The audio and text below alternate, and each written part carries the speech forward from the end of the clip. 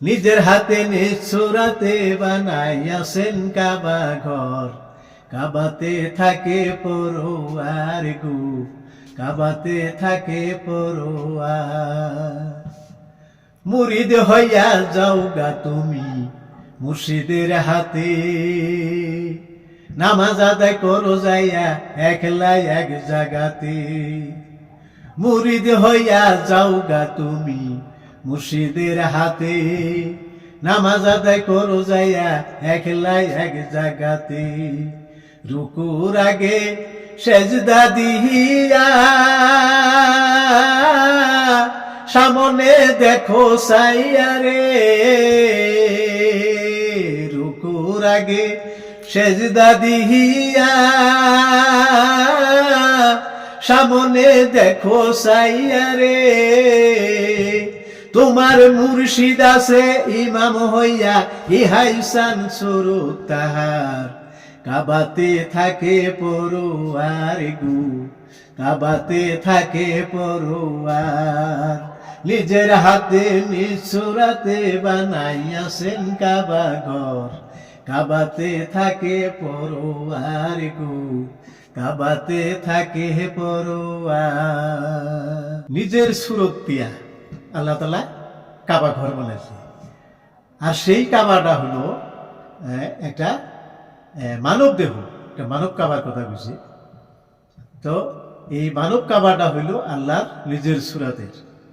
তাই কইছে মুরিদ হইয়া যাওগা তুমি একটা কামিল মুর্শিদের হাতে, নামাজ আদায় করো যাইয়া একলা এক জায়গাতে।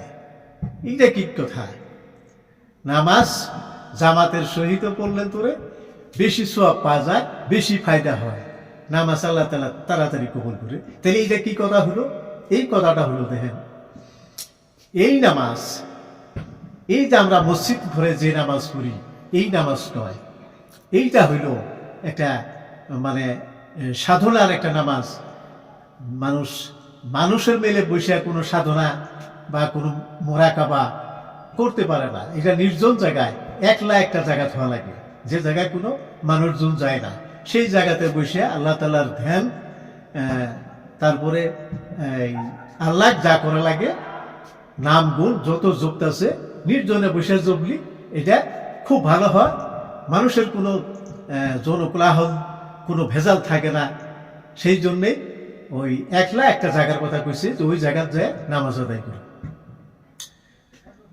তারপরে মুরিদ যদি হওয়া যায় পীরের কাছে, তাহলে এই নামাজের মধ্যে যে একটা মহা রহস্য আছে, নামাজের কিছু ভেদ আছে, গভীর তত্ত্বের নামাজ আছে। এই নামাজ মুর্শিদ ছাড়া আপনাকে কে শিখাবে? আপনি এই সাধারণ কিতাবে এই সমস্ত কথা পাবেন না, সাধারণ মানুষের কাছে ওই সমস্ত তত্ত্বের কথা পাবেন না। যে নামাজ পড়লে আপনি স্বয়ং আল্লাহকে দেখবেন, সেই নামাজ এই শ্রেণীর সাধারণ মানুষের কাছে, আলেমের কাছে নাই। এটা একজন কামিল ওলি আল্লাহ বা মুর্শিদের কাছে থেকে জানতে হবে, শিখতে হবে। তারপরে কি কইছে দেখেন, শুধু মুমিন কেউ যাইও না ওই না কাবা ঘরে, সেজদা দিতে যাইয়া তোমার শিরক হইতে পারে। শুধু মুমিন কেউ যাইও না ওই না কাবা ঘরে, সেজদা দিতে যাইয়া তোমার শিরক হইতে পারে। ইমানদারে সেজদা দিলে, ইমানদারে সেজদা দিলে খোদাই এসে সামনে মেলে রে। দেখবি রে তুই ঝুল জ্বালালে তোমার মুর্শিদ বরাবর, কাবাতে থাকে পড়ুয়ার গু, কাবাতে থাকে পড়ুয়ার। নিজের হাতে নিজ সুরাতে বানাইয়াছেন কাবা ঘর, কাবাতে থাকে পড়ুয়ার গু, কাবাতে থাকে পড়ুয়ার। কইছে কি? শুধু মুমিন কেউ যাইও না ওই না কাবা ঘরে, সেজদা দিতে যাইয়া হঠাৎই শিরক হইতে পারে। তার মানে যে মানুষটা মুমিন না, যে কাবায় হজ করা জানে না, তোয়াফ ফিরা, সেখানে নিশ্চয় একটা দোয়া আছে, সাফা মারোয়া দৌড়ান একটা দোয়া আছে, জমজমের পানি খাইতে একটা দোয়া আছে, মিনায় যাইয়া কুরবানি করার একটা দোয়া আছে, শয়তান ঢেলাইনে একটা দোয়া আছে, আরফাতে যাওয়ার একটা দোয়া আছে। এরকম প্রত্যেকটা কাজের জন্য আলাদা আলাদা দোয়া আছে। এই দোয়াগুলা আর এই নিয়মগুলা যদি নিজের জানা না থাকে, তাহলে এই যে কাবা ঘরে হজ করবার যাবে, নামাজ পড়বে, তো কোনো ফায়দাই পাবে না। আর কি কয়া সেজদা দেওয়া লাগবে, যদি অন্য কিছু কয়ে ফেলায় তাইলে সেজদা দিলি আল্লাহ কবুল করবো কি দিতে, সেজদা দিতেই জানে না, কি যদি তার পরবর্তীতে সেরেক হয়ে যেতে পারে, সেই কথাটাই খুশি। তারপরে দেখেন এই পয়ারে কি কইল, মুমিন হইলে জানতে পারি বেহেশতের সন্ধান, স্বয়ং আল্লাহ দেখিতে পাবে যে হয় মুসলমান।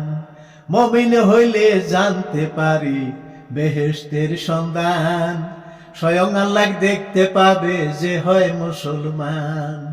পরকালের খবর নিহিয়া তাই ভাবা কয় হাসান মিয়া রে,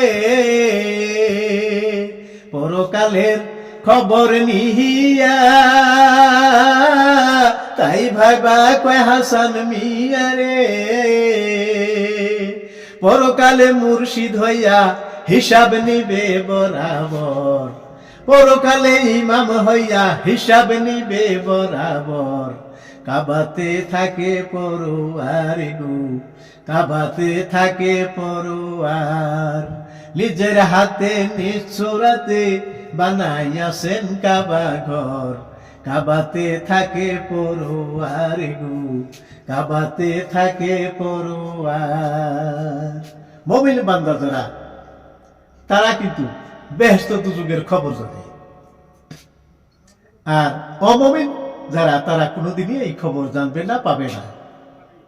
তো মুমিন হইলে জানতে পারে বেহেশতের সন্ধান, স্বয়ং আল্লাহ দেখতে পাবে যে হয় খাঁটি মুসলমান। যদি আপনি নামধারী মুসলমান হন, এমনি যদি গরু খাওয়া মুসলমান হন, তাহলে এইভাবে এই মুসলমান হয়ে আপনি কোনোদিনই কি আল্লাহ তাআলা দেখতে পাবেন না, আল্লাহ দর্শন করতেই পারবেন না। তাই আপনি আল্লাহকে দেখতে চাইলে আপনি একজন খাঁটি মুসলমান, একজন পূর্ণ মুসলমান, ইমানদার হয়ে যাইতে লাগবে, তারপরে আপনি আল্লাহকে দেখতে পারবেন। তারপরে বেহেশতের খবর, বেহেশতের মধ্যে আল্লাহ তাআলা কাকে দিবে আর কাকে দিবে না, এই সংবাদটা নিশ্চয় রসুলের কাছে কিছু আছে, এর খবর কিছু রসুল জানে। তাই কইছে যে বেহেশতের খবর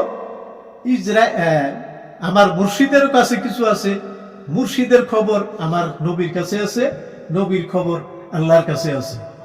তাই আপনি এই গানটা সম্পূর্ণই বিচার করে দেখুন, আপনি মুর্শিদ সম্পর্কে আল্লাহ ও রসুল কি কইছে, আপনি তাড়াতাড়ি একজন জ্ঞানী মানুষের কাছে বায়াত হয়ে যান যদি আপনি আল্লাহ দেখতে চান। আপনি যদি কাবা ঘরে নামাজ পড়তে চান, তাড়াতাড়ি একটা মুর্শিদের কাছে বায়াত হয়ে যান। আপনার সেজদা যদি আল্লাহকে দিতে চান, তাহলে একজন মুর্শিদের কাছে সেজদার সম্পর্কে কি আছে ভেদ, তা তাড়াতাড়ি জেনে নেন, শিখে নেন। তারপরে পরকালে আপনি কোথায় থাকবেন, আপনার জায়গাটা বেহেশতে হবে না দুজকে হবে, এই সংবাদও আপনি কিছু টের পাবেন। দুনিয়াতে আপনার কর্মের উপরে বেহেশত দুজকের ভিত্তি হবে। আপনার যদি কর্ম ভালো আছে বেহেশত পাবেন, কর্ম ঠিক নাই দুজকে যাবেন। তাই আপনি সময় নষ্ট করেন না, আপনার সময় তাড়াতাড়ি চলে যাইতেছে, আপনি তাড়াতাড়ি আসুন, এটা জ্ঞানী মানুষের কাছে বায়াত হন, আর এই সম্পর্কে আপনি খুব বিস্তারিতভাবে আপনি জানুন, শিখুন, আমল করুন, আপনি কামিয়াবি হবেন, একজন পূর্ণ মুসলমান হয়ে যাবেন।